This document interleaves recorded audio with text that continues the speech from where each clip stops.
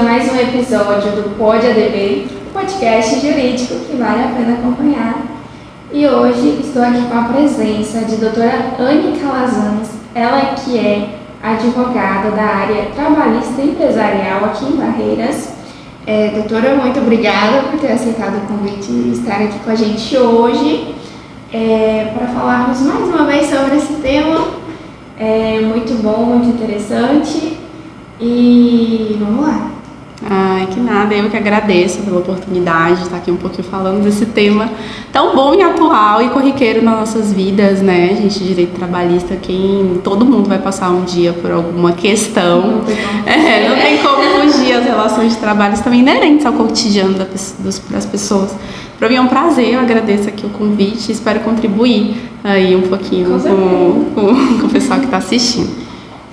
Doutora, então eu sempre começo conversando um pouco sobre a vida profissional, né, do entrevistado. E não vai ser diferente hoje. Então vamos lá. Quantos anos de advocacia? Eu já vou entrar no terceiro ano. Terceiro ano, parte daí da jovem advocacia. Isso. Recente. Quais foram assim, os maiores desafios para você quando você saiu da faculdade? Porque um monte de estudantes saem meio perdido, né? Não sei que área eu vou atuar, e agora o que fazer da minha vida, né? Isso. Como foi pra você? Bem-vindo ao desemprego. Não, mas é assim, quando eu tinha algumas certezas do que não fazer, do que eu não queria, e até para os meus alunos eu digo isso, assim, o importante, professora, eu não sei muito o que dizer, nunca sei muito o que fazer e tal. Eu falei, gente, às vezes é importante você também saber o que você não quer, né? A gente menospreza isso. Mas eu sabia o que eu não queria, algumas áreas já que eu não queria. E quando eu entrei na faculdade, eu sempre não quis concurso público, eu sempre soube que eu não quis concurso público, até porque tem um pouco das minhas experiências de estágio. Eu estagiei em gabinete de juiz, secretaria de vara. Então eu via que aquilo dali não era o que eu queria, almejava. E que já é um pouco na contramão de todo mundo. Porque se você for, pelo menos na maioria concurso. Os meus alunos, a maioria quer concurso. Eu falei, gente... esqueci de mencionar que ela também dá aula. Gente, ela é professora. E a maioria quer concurso público, né? Mas ok, tudo bem. Mas eu já sabia que eu não queria concurso público. E eu entrei na faculdade com certeza. Eu sempre quis seguir carreira acadêmica. Eu sempre quis dar aula. E consegui, né? Hoje também dou aula. E aí lá no decorrer, já no final, acho que a partir do 8º semestre, eu decidi escolher uma área que eu queria um pouquinho me aprofundar, já começar um pouquinho a estudar mais, me aprofundar, porque eu decidi que eu ia advogar. Até porque também minha vida, eu engravidei, casei no meio da faculdade, então minha vida um pouco mudou, as minhas responsabilidades aumentaram, então assim, eu tinha que ter pelo menos um plano inicial. Quando eu saí da faculdade, eu tinha que ganhar dinheiro, não poderia ter um ano sabático, não podia dar o luxo. Então foi aí que eu sempre gostei de direito civil, e eu queria escolher algo assim dentro do direito civil para poder me aprofundar, fazer um curso, alguma coisa assim, já para quando eu saísse da faculdade, pegasse minha carteira do AB, eu já tinha alguma área que eu tinha uma expertise maior, né? Até porque desde a faculdade eu sempre percebi, até por conta dos meus estágios, que tinha um limbo muito grande entre a teoria e a prática, né? Então foi na faculdade que eu comecei a especializar, porque naquela época eu acreditava que eu queria ser advogada imobiliarista. Então já comecei a fazer curso na área, viajei para Brasília, fiz cursos, me especializei, produzia conteúdo também no Instagram na área do direito imobiliário. E logo quando eu saí da faculdade, eu já estava atuando, né, fazia documentação imobiliária, e depois que eu peguei a OAB também me vendia, né, assim como advogada imobiliarista. Só que aí no meio do caminho eu conheci o direito do trabalho e revolucionou, mudou minha atuação. E hoje eu sou advogada trabalhista para a empresa. E a gente estava conversando antes aqui que não é uma área, né, que... Não de sua pretensão, né? Não, total. Ela chegou... Eu brinco que durante a faculdade eu não dava valor ao direito do trabalho. Na verdade, eu nunca pensei, né, como uma área que eu eventualmente pudesse trabalhar futuramente, né? Mas você não chegou a abrir um escritório não, sozinha? Quando eu estava autônoma, sim, mas aí depois abri a oportunidade de eu me associar a um escritório, aí hoje eu sou advogada associada. Nesse escritório? Isso, até hoje, exatamente, que eu tô até hoje lá. Muito bom. E quais os desafios, assim, de ser professora nesse mundo acadêmico? de hoje pra você?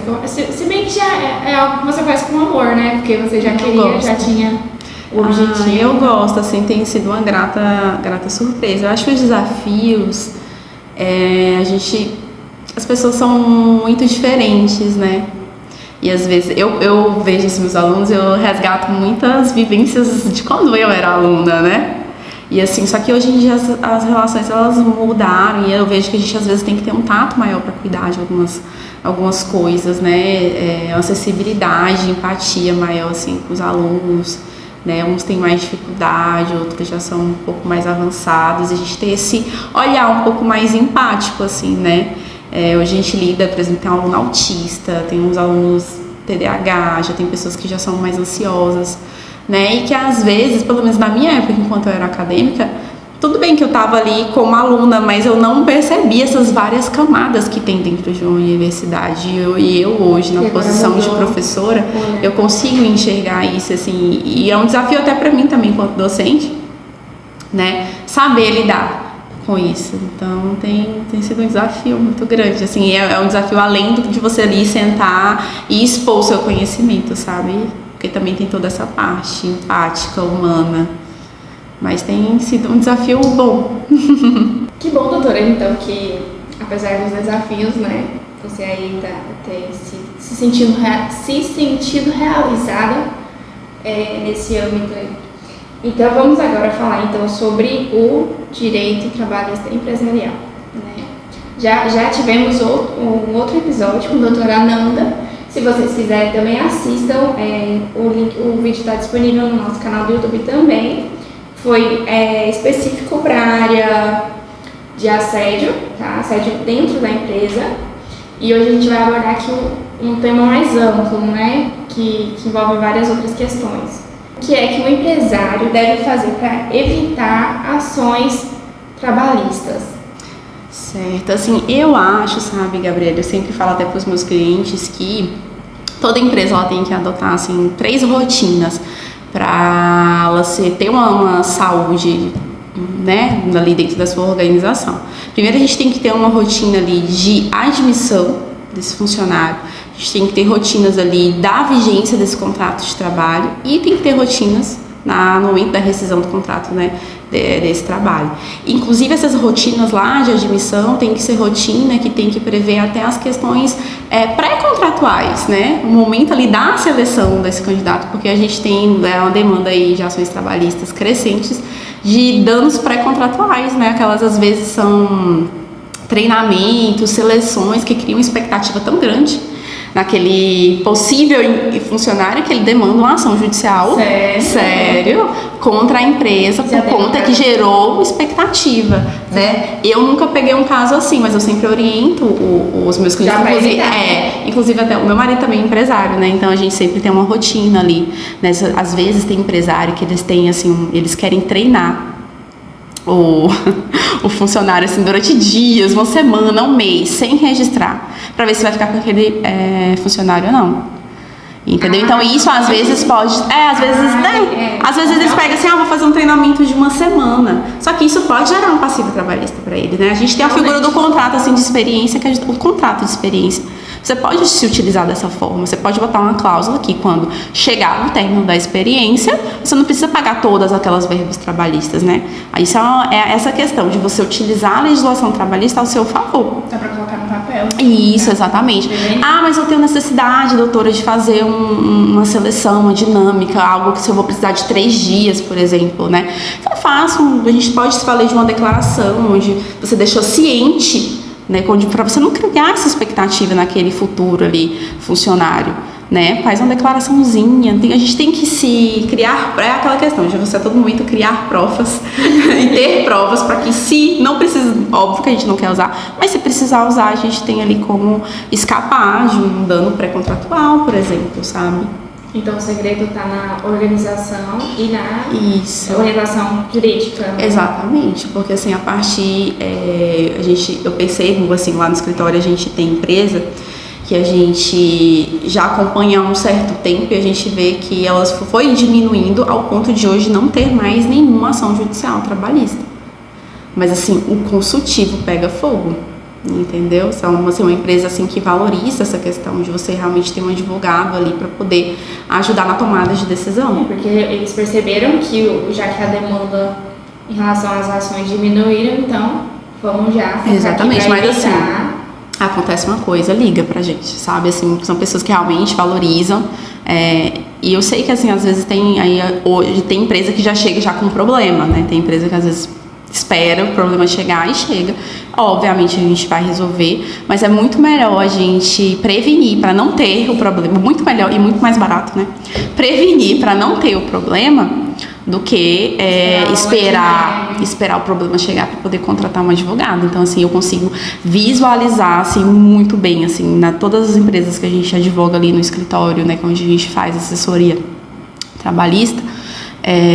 Das empresas assim, que já chegaram com a bomba e daquelas empresas que prestigiam a consultoria, né, que sabem utilizar ali da consultoria trabalhista, da assessoria trabalhista, é nítido, entendeu? E assim, quando a gente fala, igual eu falei, você implementar essas rotinas na sua empresa, são rotinas que você vai gastar menos, porque você está deixando, você vai fazer conforme a lei e você vai gastar menos para lucrar mais. Entendeu? Assim, não a lei a seu favor, sem precisar burlar. Isso, exatamente. Porque assim, a lei, eu gosto de falar isso para os meus clientes. Eu falei, a lei tá aí, ela existe, não tem como a gente mudar.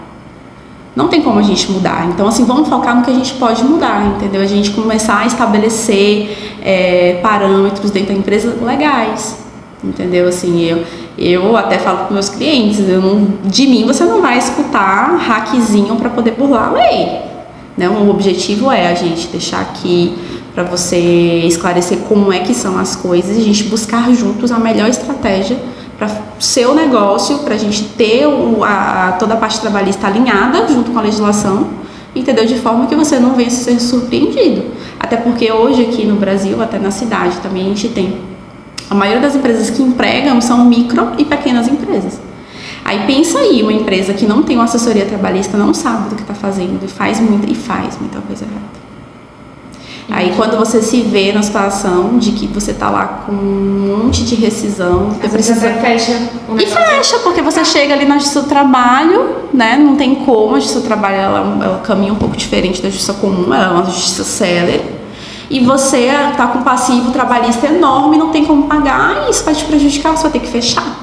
Então, por isso que é bom você estar alinhado, entendeu? Ter um advogado, um profissional ali para poder te ajudar e você estar alinhado, né, junto com as leis trabalhistas, para que sua empresa continue gerando renda para você, função social, né, empregando, ajudando também a família dos funcionários, que é um dos objetivos também.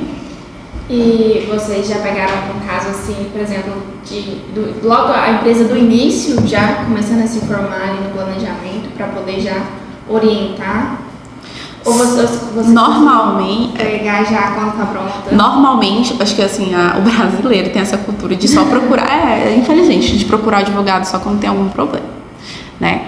Mas aí, por exemplo, a gente tem assim, normalmente os empresários, eles gostam de horizontalizar a renda, né? Então, às vezes eles têm um negócio e gostam de abrir outras empresas. Então, assim, às vezes ele já conhece o nosso trabalho, quando ele abre uma empresa, ele já quer que a gente assessora, então ela já começa desde o início já alinhada aí nessas questões trabalhistas. Também, porque às vezes quem está começando assim não tem tanto dinheiro para investir, exatamente. Aí ele deixa um pouquinho de lado essa orientação jurídica para depois ver. Principalmente se for uma pequena empresa, né? Vamos dar um desconto também, né? Mas o ideal a gente indica que procure, assim, logo de início já se oriente, para não cometer esses erros, né? E evitar. Exatamente. Prejuízos. E ainda tem, assim, dependendo do ramo de atuação, ainda mais prescindível, sabe?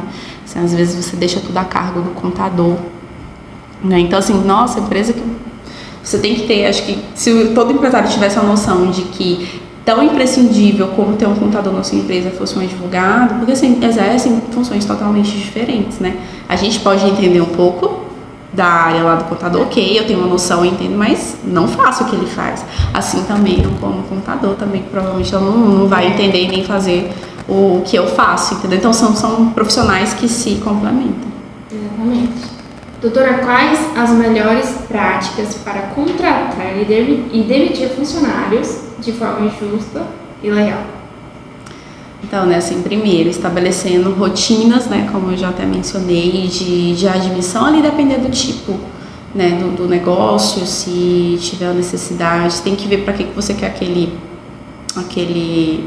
empregado ali, qual é a função que ele vai exercer, se tem uma necessidade de como é que você quer que ele faça esse teste, né, se tiver necessidade de fazer uma seleção, né, buscar identificar quais são as características que você quer naquele trabalhador para poder desempenhar naquela função, sabe? Ser assertivo ali na hora da seleção é muito importante.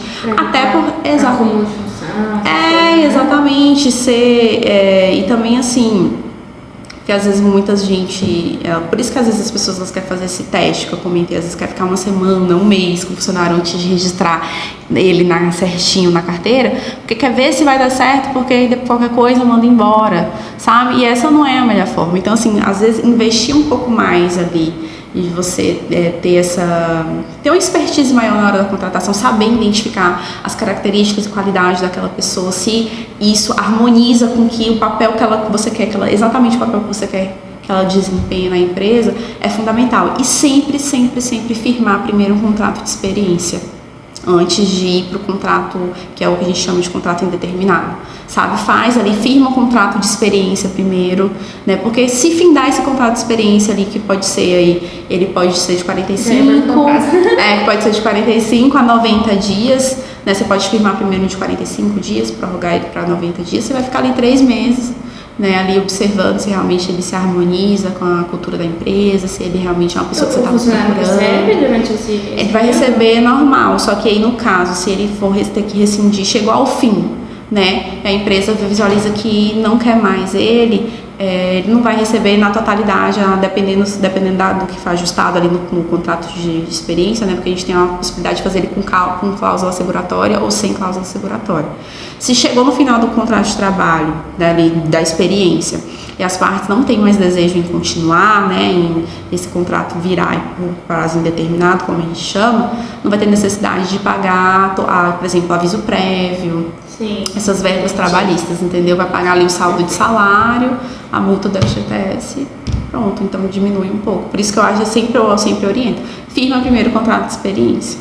Tá. E na questão de demissão, com justa causa, sem justa causa, como é que eu tenho um funcionário na empresa, ele não está mais não está mais adequado ali para mim, quero demitir. E aí, quais as opções que eu tenho?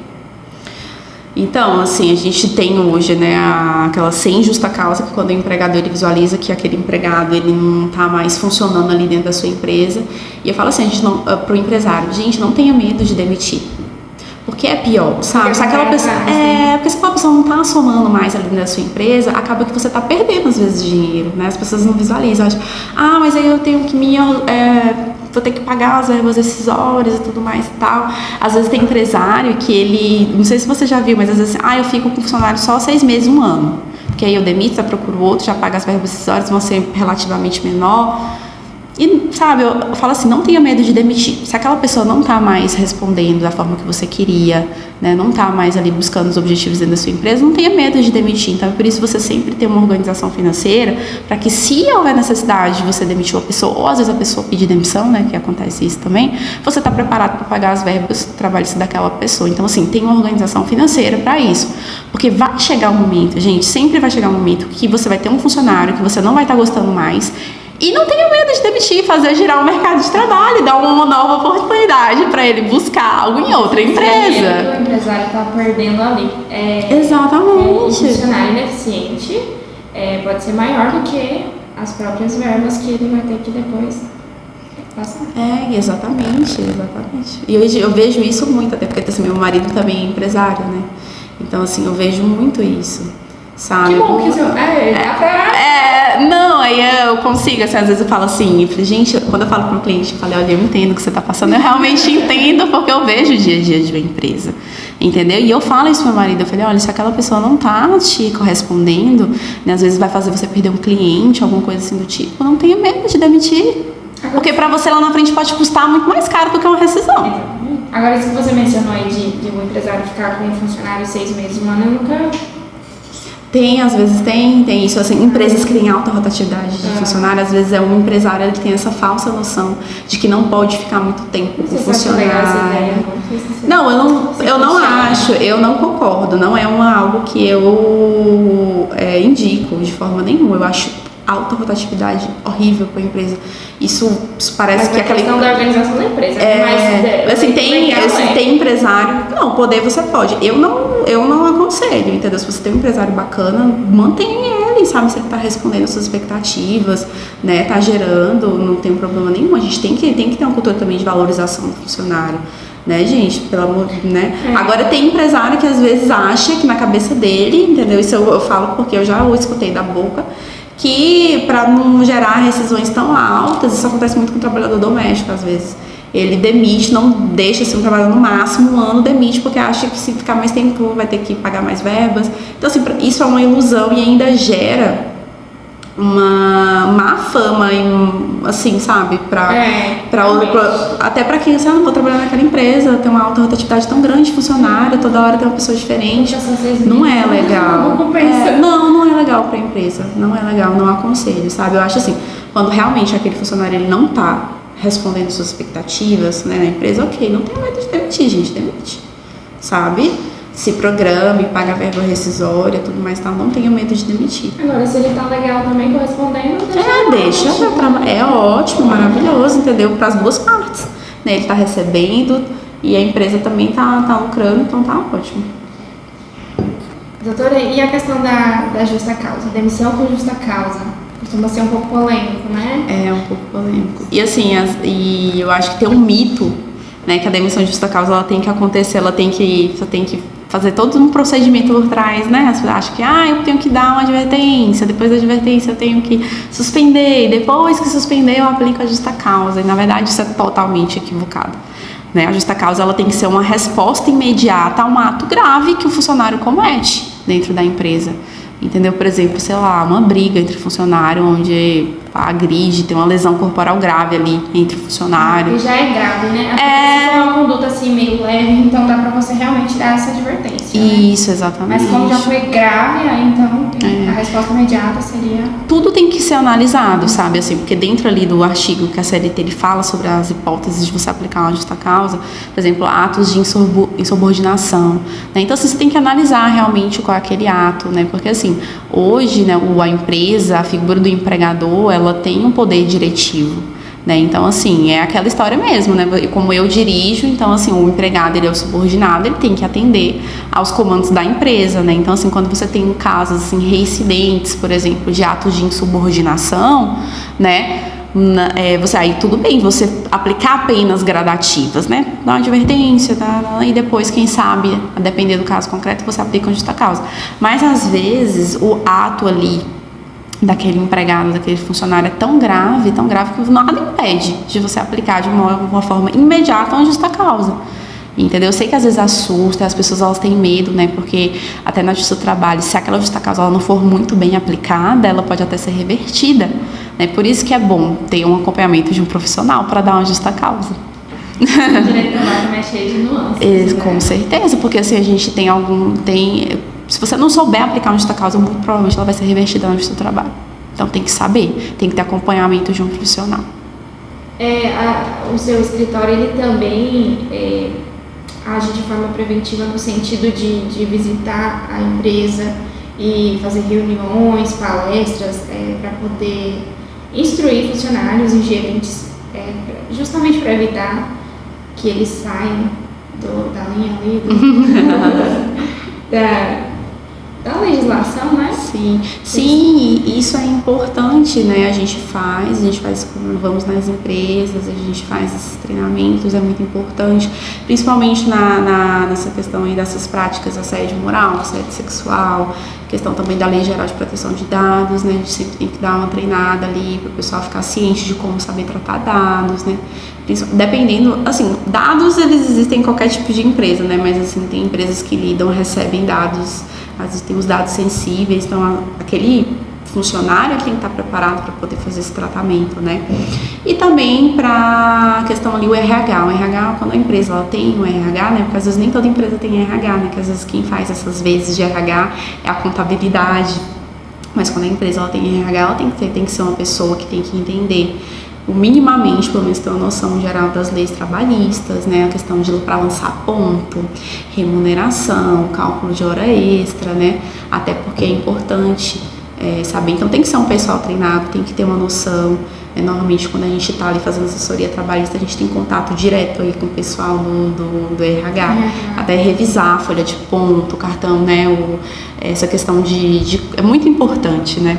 E é aconselhado, assim, de quanto em quanto tempo se atualizar nesse sentido? Fazer essas palestras, reuniões? Pode ser semestral, anual, né? A gente, inclusive, tem até uma lei, né, até recente, de 2022, né, onde tem que fazer treinamentos anuais nas empresas acerca de assédio moral, sexual, né? Então, sempre tem que manter ali o pessoal atualizado. Até porque se for uma empresa que tem que sempre está entrando ali alguém novo, então sempre tem que estar reciclando ou treinando uma pessoa nova e tudo mais e tal. Então tem que ter uma certa periodicidade. Entendi. Quais são os aspectos importantes assim, sobre a vigência ali do contrato de trabalho que você acha interessante mencionar? Então a empresa ela tem que ter esse cuidado, sabe, Gabriele? Porque assim, primeiro fazer um contrato, tirar essa ideia de que o mesmo contrato serve para qualquer tipo de funcionário, né? Às vezes a depender ali da função que aquele funcionário ele vai desempenhar, é importante que ele tenha um contrato de trabalho específico, sabe? E ali adotar todas as questões específicas que tem atinentes ao trabalho que ele vai desenvolver. Se for um trabalhador, por exemplo, que mexe muito com por exemplo, peças delicadas, vamos supor um ramo varejista que mexe muito com peças delicadas de alto valor, por exemplo, às vezes é interessante adicionar uma cláusula ali, que se porventura ele causar algum dano, seja de forma culposa ou dolosa, que ele vai ser obrigado a ressarcir. Quando a gente está falando às vezes de valores de elevada monta, é interessante a gente adicionar uma cláusula nesse sentido, né? Porque a CLT só permite que a empresa ela desconte do funcionário algum dano que ele causar, assim, de forma, né, se tiver previsto no contrato de trabalho, entendeu? Se não tiver, não tem como. Então, assim, são especificidades que às vezes só um advogado trabalhista que vai poder saber elaborar aquele contrato de trabalho em específico. Então, se não tiver um contrato, não tem como cobrar o ressarcimento dele. Exatamente, só se você comprovar que teve dolo, né? Mas de forma culposa só se tiver no contrato. Então, assim, tem algumas especificidades que é só o advogado mesmo que vai saber, especialista da área que vai saber. Outra questão também que às vezes, né, como você diminuir a questão de hora extra? Porque se a gente tem que pensar, você paga ali um determinado X valor para aquele funcionário, fora os tributos, né, INSS, FGTS, enfim. Quando aquele empregado, ele faz hora extra, então a gente aumenta tudo isso de 50% a 6%, 50% a 100%, dependendo aí da hora extra que ele realiza. Então, a gente vai estar elevando o passivo trabalhista para essa empresa. Então, existem táticas legais da empresa, ela se esquivar nesse pagamento, seja através de bancos de horas, compensação de jornada, um acordo de compensação de jornada, em vez de estar pagando aquela hora extra, estar compensando com folga.